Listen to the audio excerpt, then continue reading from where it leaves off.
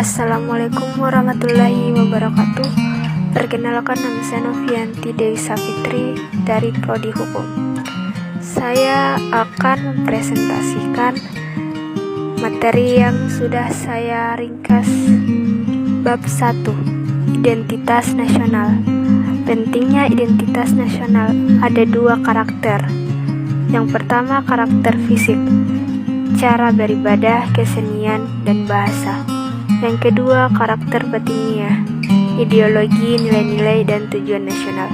Adapun nasionalisme bangsa, yaitu muncul ketika ingin merayakan hari kemerdekaan atau kesadaran akan identitas. Kedua, mencerminkan sifat-sifat unity in diversity. Adapun identitas nasional, nasionalisme bangsa, dan integritas bangsa. Yang pertama, konsep integrasi nasional bersifat sosiologis dan antropologis.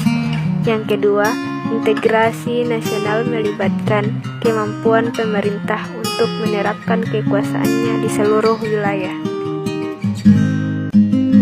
Bab 2, Bangsa dan Negara. Bangsa menurut Ernest Renan, bangsa terbentuk karena adanya keinginan hidup bersama atau hasrat untuk bersatu. Negara, menurut Lasky, masyarakat yang diintegrasikan karena mempunyai wewenang memaksa daripada individu atau kelompok yang merupakan bagian dari masyarakat itu.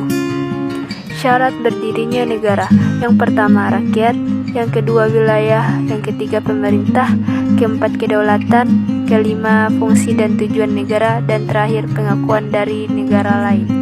Selanjutnya, bab 3, hak dan kewajiban warga negara. Warga negara adalah individu sebagai bagian dari satu penduduk yang menjadi unsur negara. Warga negara Indonesia, Pasal 26 Ayat 1 Undang-Undang Dasar 1945, orang bangsa Indonesia asli dan orang bangsa lain yang disahkan undang-undang sebagai warga negara.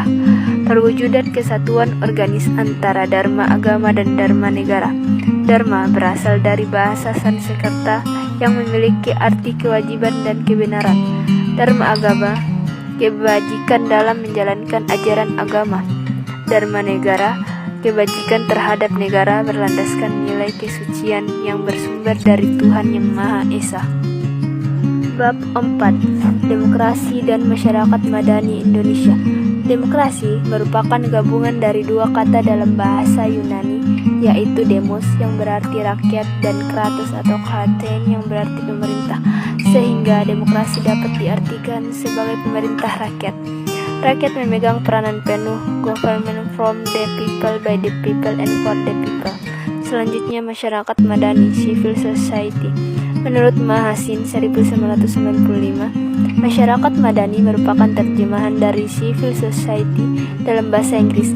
Kata civil society tersebut terdiri dari 2 kata dari bahasa Latin civitas Dei, artinya ilahi, society yang artinya masyarakat. Dari kata tersebut membentuk satu kata, yaitu civilization yang artinya peradaban.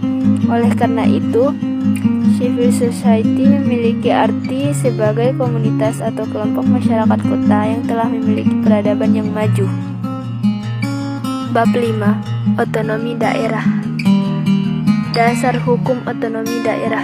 Otonomi daerah adalah kewenangan daerah otonom untuk mengatur dan mengurus kepentingan masyarakat menurut praksara sendiri berdasarkan aspirasi masyarakat sesuai dengan peraturan undang-undang, yakni Undang-Undang Nomor 22 Tahun 1999. Adapun asas hubungan pemerintah pusat dan daerah.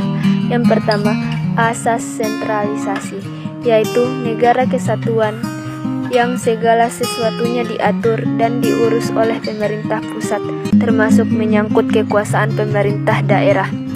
Yang kedua, asas desentralisasi berdasarkan pasal 1 Undang-Undang Nomor 32 Tahun 2004. Desentralisasi adalah penyerahan wewenang pemerintahan oleh pemerintah kepada daerah otonom untuk mengatur dan mengurus pemerintahan dalam sistem negara kesatuan Republik Indonesia. Yang ketiga, asas dekonsentrasi. Dekonsentrasi adalah pelimpahan wewenang dan pemerintah atau kepala wilayah atau kepala instansi vertikal tingkat atasnya kepada pejabat-pejabatnya di daerah. Yang terakhir, asas tugas pembantuan, yaitu turut serta dalam pelaksanaan urusan pemerintahan kepada daerah dengan mempertanggungjawabkannya kepada yang memberi tugas. Selanjutnya, kewenangan daerah.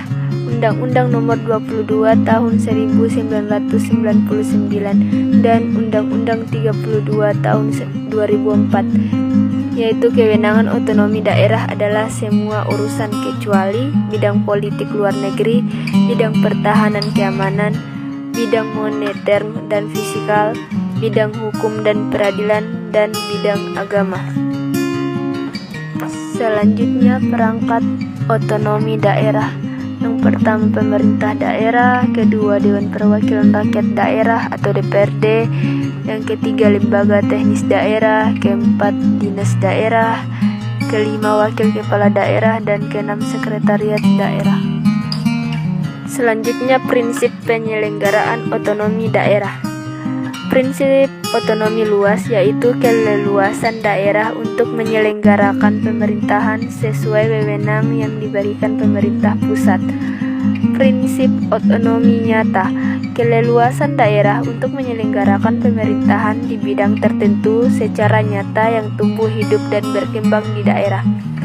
Terakhir, prinsip otonomi yang bertanggung jawab, yaitu perwujudan tujuan pemberian otonomi kepada daerah dalam peningkatan pelayanan dan kesejahteraan masyarakat. Sekian dan terima kasih. Wabillahi taufiq wal hidayah. Wassalamualaikum warahmatullahi wabarakatuh.